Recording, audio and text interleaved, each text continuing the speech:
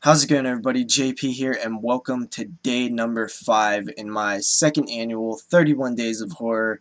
This is where I review 31 horror films in 31 days, all during the month of October. The film that I'm going to be reviewing today is the classic Child's Play. This film is from the year 1988 with the tagline of "You'll wish it was make-believe." So, Child's Play, Chucky, the killer doll. If it's not the greatest killer doll slash puppet, and I guess you could even throw little creatures into the mix, if it's not, the greatest, then it's definitely the most popular. Chucky is an icon, and you can throw him right up there with, Freddy and Jason and Leatherface and Pinhead and everybody else. He fits right in. And he really is, watching this film this time, I really like the character. I love Brad Dourif as the voice of Chucky, and Charles Lee Ray in the beginning of the film. So let's jump into the plot because I really don't know how I'm going to review this one. Everything's been said about this, but I'll give it my best. We have Charles Lee Ray, who is the Lakeshore Strangler, or the Lakeside Strangler, one of those things. And he is being chased by a cop in Chicago, where he is on the run. He gets shot, and he's pretty much dying.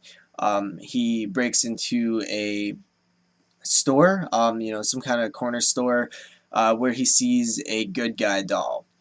Um, he basically chants some voodoo spell and transfers his soul into the doll. Cut to a two-person family. We have a mother and a son. The son is Andy, and it is his 6 year old birthday. He's 6 years old, and it's his birthday, is what I'm trying to say. Um, it's his 6th birthday, and his mother gets him some presents, and he's super excited. He really, really wants a good guy doll. He got his good guy pajamas. He got his good guy on the TV. He's watching the little commercials and stuff. He gets super excited as soon as he hears it. He's just really obsessed with these dolls, which is supposed to mimic, any other popular 80s, doll toy that was really big at the time. Um, and it really works for that reason, I guess, because I have heard so many people say, they never really looked at their dolls or toys the same again after seeing this, and it really scared a lot of people, especially watching it as a kid. Um, so yeah, he basically opens his present, and his mother could not afford to get him a good guy doll because she is a single mother. We learn that through some dialogue between the characters where she says that, the father passed on or something like that, I believe. And so she's probably struggling a bit for cash. She feels really bad about it, and really wishes that she could have got her son this good guy doll. Then she is at work where one of her friends says that there's a homeless dude outside selling a good guy doll. She goes out there, of course she buys it, and this just happens to be the same doll that was that Charles Lee Ray transferred his soul into at the beginning of the film. I believe there was a lightning storm, and the place burned down, and the peddler must have grabbed the doll and kept it. So she buys the doll, she gives it to Andy, and right away things are strange. Andy is talking to the doll more than the average kid would be talking to a doll. He's learning things from it. He's saying things that kids maybe shouldn't be knowing or saying. Like he says, Chucky wants to watch the 9 o'clock news, which is just strange for a kid to say. Like no kid really cares about the news. So basically, the babysitter is killed, and the police are investigating, and they believe it's kind of maybe Andy.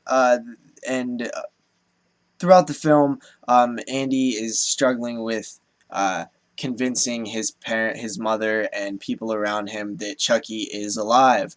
And meanwhile, Chucky is trying to get out of the body because he is turning human. The longer he stays in the doll's body, he gets more human, and he'll be stuck in there. So he's trying to transfer his soul into Andy, and that's basically the plot. I went into it a lot, but you know, that's what's going on in this film.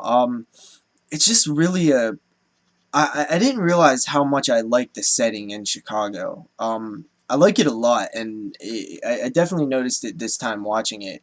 Also, you know, for a little kid actor, Alex Vincent, I believe, he really didn't bother me. Normally, kid actors bother me. The kid in the Elm Street films, Part 5 and New Nightmare, both of those kids really bother me. Um, this kid doesn't bother me.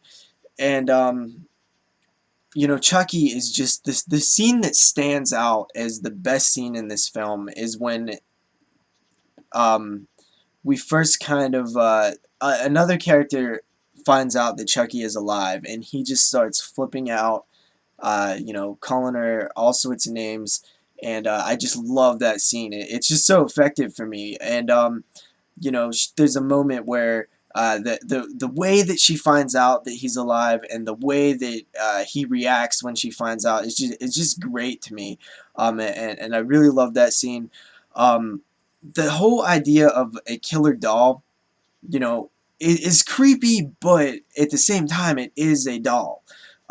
It's creepy because it's you know supposed to be a kid's toy, and it's around a kid all the time, and it's for kids, so it's creepy that it would be you know a mass murderer, and but at the same time, like I said, it's still a doll, and you're not really sure how the whole voodoo doll thing works. Like, is he as strong as he was when he was in his human body? Is he made out of plastic and, you know, shouldn't be strong? Or, you know, what's going on? But, you know, you just kind of have to suspend your disbelief a bit and just go with it. And, if you can do that with the Child's Play films, they really are great.